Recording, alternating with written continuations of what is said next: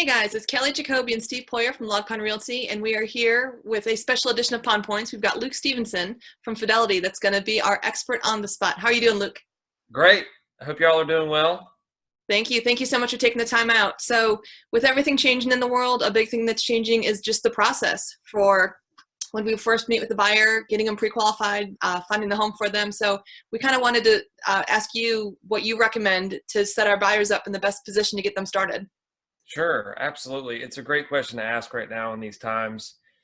I think the most important thing is for every buyer, every agent to keep in mind that things are changing every day, sometimes multiple times a day, and come at this process with openness. Be open with your lender and work with someone that you trust. No matter what, working through this process during these times or not during a time like this, it's so important that you work with a lender that you know. And also allow more time for the lender to go through the process of getting you pre-qualified. There are so many more questions to ask now with the requirements these days, and there are so many more nuances to underwriting. And we're all dealing with it at a rapid pace, and sometimes at a pace that nobody can keep up, not even underwriters. And so that's why I say have some grace in this process, because at the end of the day, we're all going to work together to get this done. And So it's so important.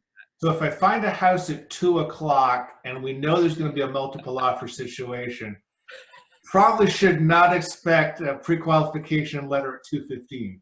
I would completely agree. Yes. I would honestly recommend that the pre-qualification process should start at least 2 business days prior to when you think you're going to be shopping houses, just to be able to work through all those nuances.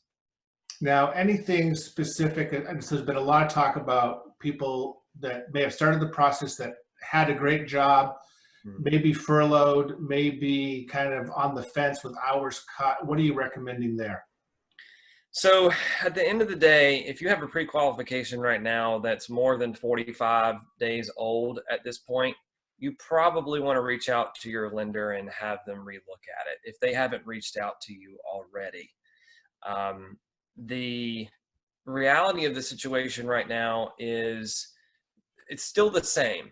Underwriters and the requirements that are required, they are looking and evaluating risk. They want to make sure that whoever we give a loan to, that they can pay it back.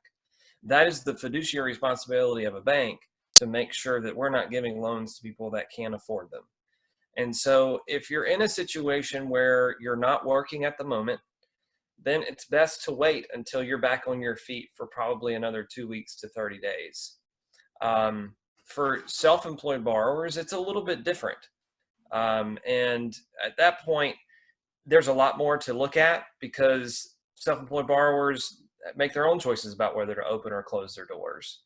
And that requires a little more time to figure out. But at the end of the day, if you're in that situation where you've either lost a job or you've lost hours, it's best just to be upfront with your lender about those things, to make sure that we are looking at all of your options and giving you the most, losing my train of thought here, Steve, giving you the best advice that we can give you. Okay. So now let's say that we've got somebody that has been pre-qualified and we're getting down to the nitty-gritty where we're ready to close. We've got a closing date. We're fast approaching. What, if anything, has changed getting closer to closing? Sure. So in the old world, so to speak, 8 weeks ago, it was common practice to get verifications of employment within 10 days of closing. That was sort of standard practice. At this point right now, we're making sure 3 days before closing that you are still employed. And now it is even at the closing table, there's a document that is required to be signed by the borrower stating that their income situation has not changed. Wow. It is our responsibility, especially for mortgage companies that are selling mortgages on the secondary market, to make sure that we're doing everything we can, our due diligence, to make sure that our borrowers are still employed and have a a source of income to repay the note. So with all these changes, and like you said earlier, that they can change within the day, do you see a light at the end of the tunnel? Do you think it's going to lighten up? Because that's a lot of extra work for you, for the borrower, for us. I mean, do you think this is going to be the new normal, or do you think we can shift back? It's a great question, and one I've been asking myself, especially with regards to, more specifically, self-employed borrowers. Mm-hmm.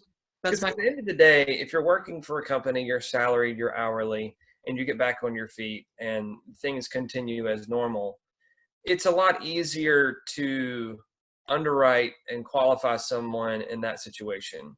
For a business owner whose primary source of income is the ebbs and flows and fluctuations of their business, if they've been affected at all by the decrease in the economy right now and the flow of money and exchange between businesses and consumers, at that point, that business owner will probably need to show at least 30 days of activity that shows that they founded.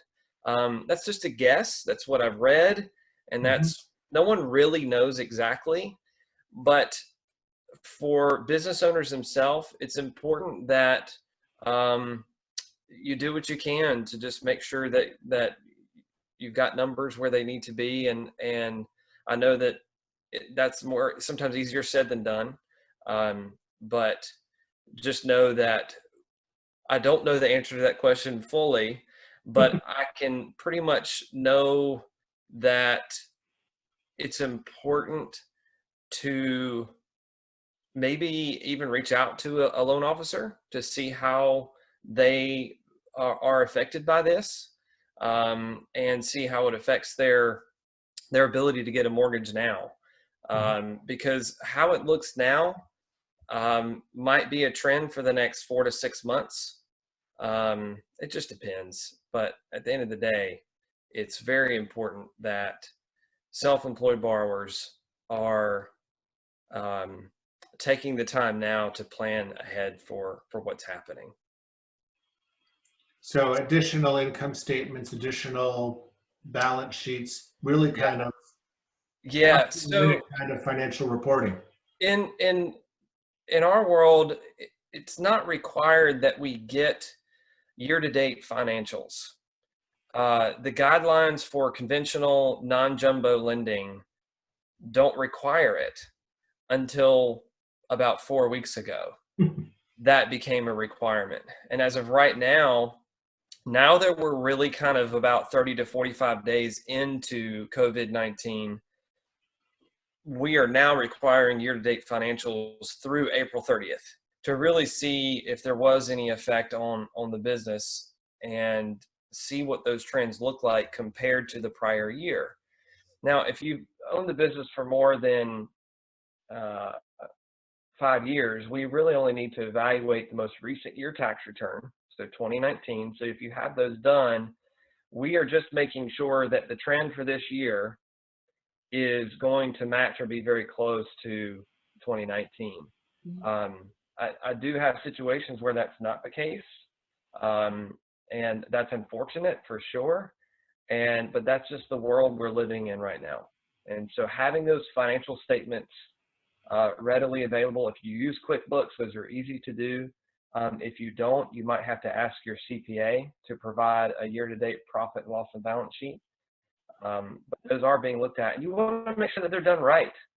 You don't want to throw something together.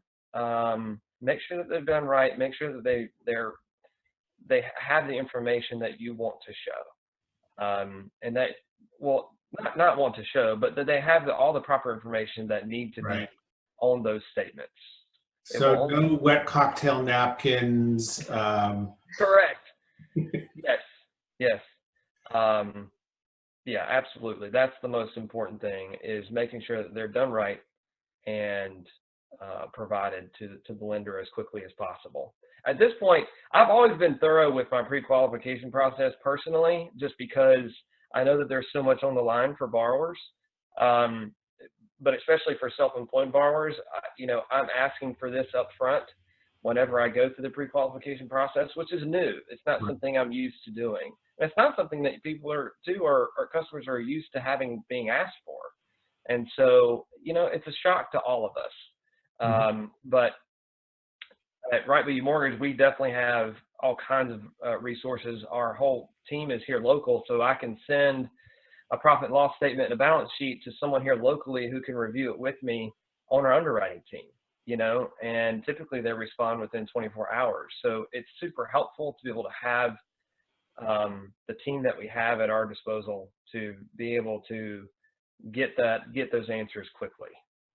Awesome. Luke, thanks very much for joining us. Any final thoughts that you have for people joining us on our segment? I'll just reiterate that the most important thing you can do is, again, I've said this already, but work with someone that you know and trust. Don't take the choice of lender lightly. It's that important. And it's important that everyone communicate, the agent, the lender, the customer, that everybody's on the same page, because at the end of the day, it's about a great customer experience. And that is what we're about. And we want this chapter of everyone's life, when they're going through the home buying process, you only do it maybe a couple times, maybe a few times. So that's why it's that important to work with people that you know and trust. And yeah, that'll be my advice. None of that has changed, by the way. Whether we're dealing with COVID-19 or not, this is a great advice that I love to shout from the mountaintop. Work with people you know, work with people you trust, and everybody will be in a much better place at the end, for sure.